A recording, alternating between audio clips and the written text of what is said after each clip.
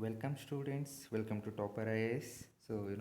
Let's start with our daily discussion of current affairs. So these are sourced from Hindu as well as PIB. Okay, so let's get started.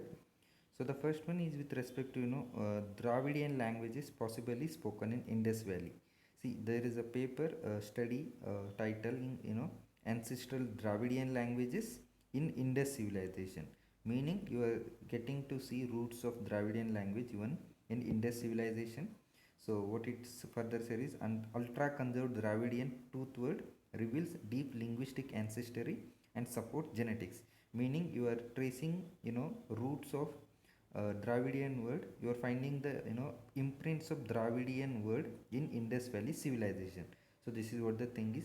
So basically, there are a number of studies which seeks to establish the linkage between ancestral Dravidian languages and Indus Valley civilization.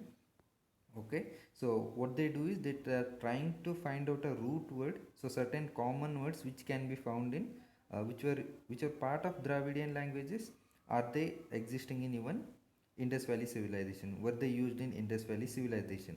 So this is how they are trying to exist, find the connectivity through languages, linguistic analysis, we call it as etymology. Okay, so there is one such word, something called pal. So this is a Dravidian, Proto-Dravidian tooth word pal, and what is said is this word has been used in even Bronze Age of Mesopotamia.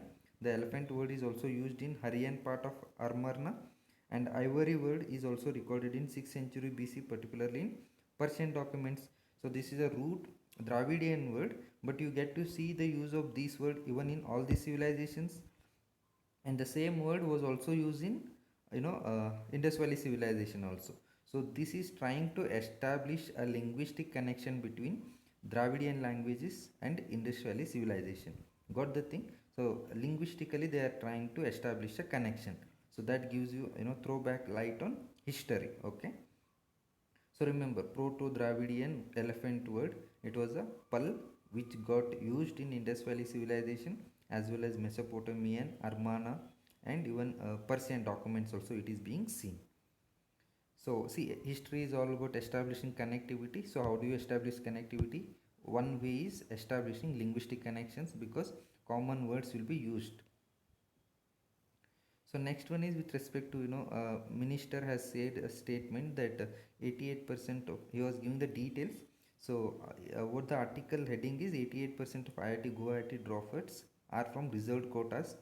See, at least 6 out of the 10 undergraduate dropouts in top 7 Indian institutes of technology over past 5 years are from reserved categories, is what our education minister has said.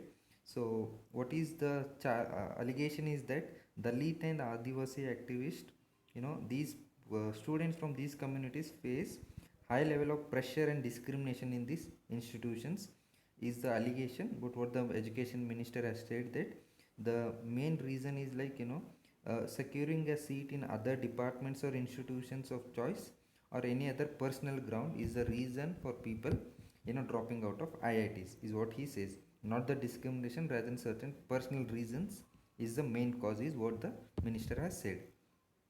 Then a basic information you should know: Olympics, right? Tokyo.